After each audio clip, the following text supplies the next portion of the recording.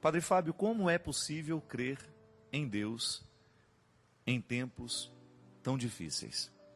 Como é possível nós articularmos dentro de nós a experiência do tempo?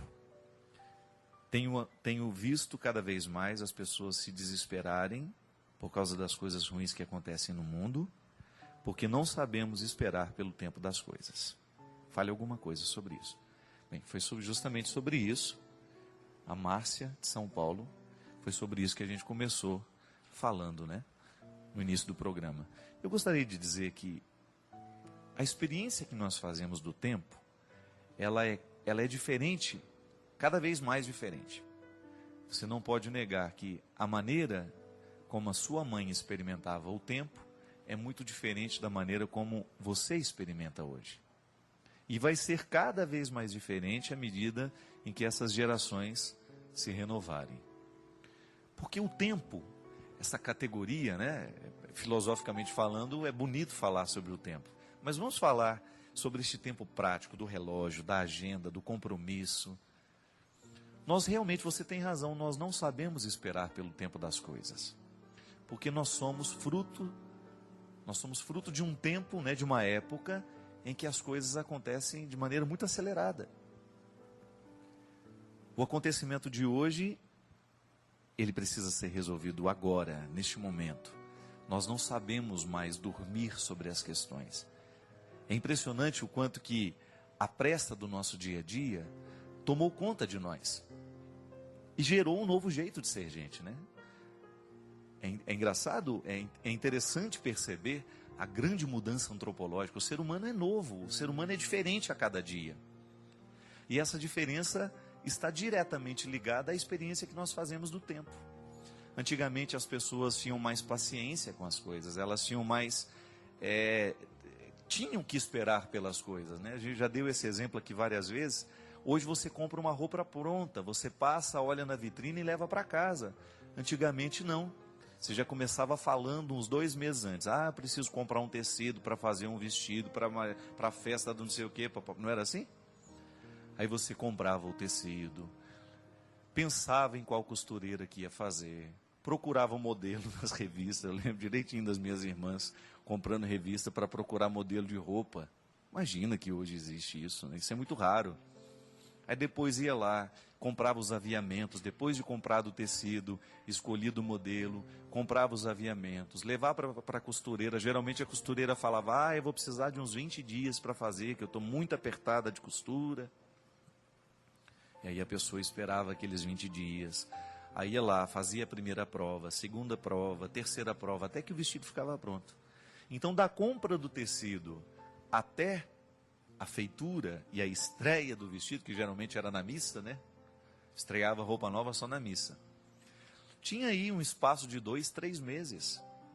Minha gente, 2, 3 meses, hoje você já comprou e já jogou fora. É impressionante. Aí, será que tem alguma influência sobre nós essa vida tão apressada? Claro que tem. Então aquela paciência que antes nós tínhamos para esperar pelas coisas, parece que hoje nós não temos mais. Uma paciência que esbarra na vida prática, da gente não ter paciência com o outro, a gente não ter paciência de esperar, a gente acha que... Eu me lembro, o padre Joãozinho tinha essa neura, não sei se ele ainda tem, mas ele tinha uma neura de que o computador dele era lento, que demorava demais para ligar. Aí eu perguntei a ele, mas quanto tempo demora? 1 minuto, 1 minuto e meio. Imagina você, a gente achar que 1 minuto, 1 minuto e meio é tempo demais. E é verdade, pode observar o quanto que às vezes a gente fica impaciente quando a internet está lenta. Gente, antigamente, para uma informação chegar, demorava horas e horas e horas. Às vezes o defunto morreu ontem, né? Nós só vamos ficar sabendo daqui 15 dias. Era o tempo que levava alguém para andar a cavalo, com o bilhete, com aquela história toda, né? Então é difícil. Hoje nós não temos paciência. Os 2 minutos para nós hoje representam muita coisa. Então veja bem, houve uma mudança antropológica. Mudou o ser humano que interpreta o tempo. O tempo é o mesmo, ele continua do mesmo jeito. Ainda agora vindo para a Canção Nova, né, a gente estava falando de uma amiga nossa, que a gente gosta muito, que é a Lourdinha, lá de Formiga. Uma grande irmã que Deus me deu. E a gente estava lembrando algumas frases que são típicas dela, né? Um jeito próprio de falar, um jeito próprio de interpretar o mundo, um jeito próprio de ser gente. E confesso, né? Para mim, se eu pudesse, eu passaria ao lado da Lourdinha o tempo todo. É uma pessoa que só me faz bem. É uma pessoa agradabilíssima, como diz ela, né? E a gente estava comentando, eu dizia isso, né? O Cláudio e a Cidinha que vinham comigo no carro, eu dizia, hoje já não nascem mais Lourdinhas. Por quê? Porque hoje as pessoas são muito diferentes. O olhar específico que a Lourdinha tem do mundo, é difícil encontrar pessoas hoje. Por quê? Porque o ser humano está diferente. E é engraçado porque os meus grandes amigos são sempre mais velhos. Eu tenho grandes amigos, pessoas com as quais eu passo férias, com as quais, né, eu passo o tempo que eu tenho livre. Geralmente são pessoas mais velhas. Eu tenho muito medo de ir ficando solitário à medida que essas pessoas forem embora do mundo. Porque às vezes eu me interpreto assim. Eu sou moderno por fora, mas eu sou antigo por dentro. O meu jeito de ver o mundo é antigo. O meu jeito de sentir as coisas é muito antigo. E às vezes eu me sinto muito deslocado. Pode ser que você também experimente isso. Porque por mais que eu esteja contextualizado na modernidade, né? Por mais que eu esteja contextualizado nessa experiência de tantos deslocamentos, eu ainda sinto o mundo muito devagar. Eu ainda vejo as coisas com calma. E isso às vezes me causa um sofrimento muito grande, porque eu já fui, já voltei, mas não saí do lugar ainda. Então eu já fiz inúmeros deslocamentos, mas a minha alma continua paradinha lá naquele lugar em que alguma coisa de bonito aconteceu ou alguma coisa de triste aconteceu. A dificuldade de ir na mesma rapidez com que vai o meu corpo, né?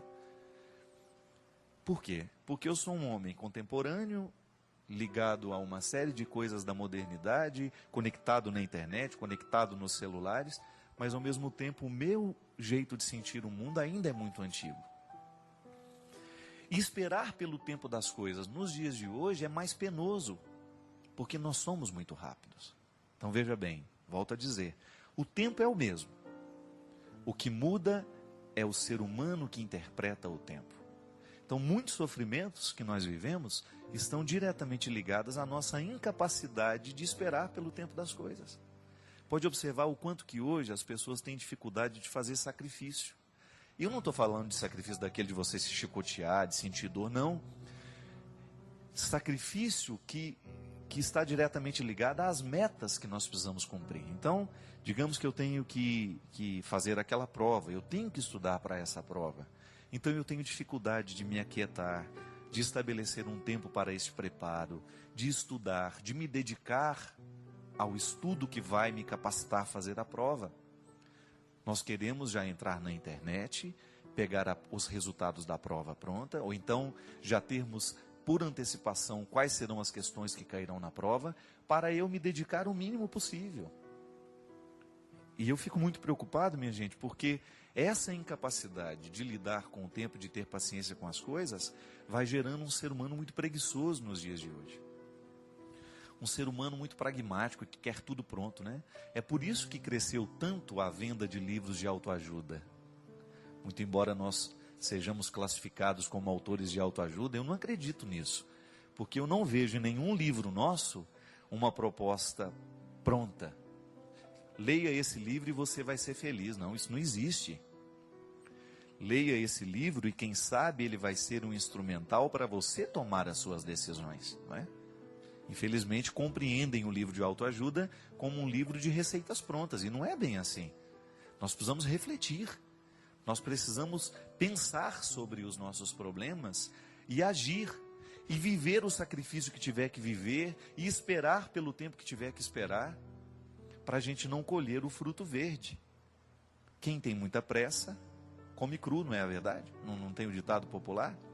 Ou então a gente colhe o fruto antes da hora, porque a gente não teve paciência de esperar. Então, minha filha, crer em Deus em tempo de tantas tragédias, em que a gente é convidado a dar respostas muito prontas, vai ser sempre um desafio, porque Deus não tem pressa. Muitas vezes é a própria vida que vai nos ensinar. A resposta que você queria exigir de Deus há 20 anos atrás, talvez você só vai tê-la hoje. Por quê? Porque você precisou passar por um processo de construção dessa resposta.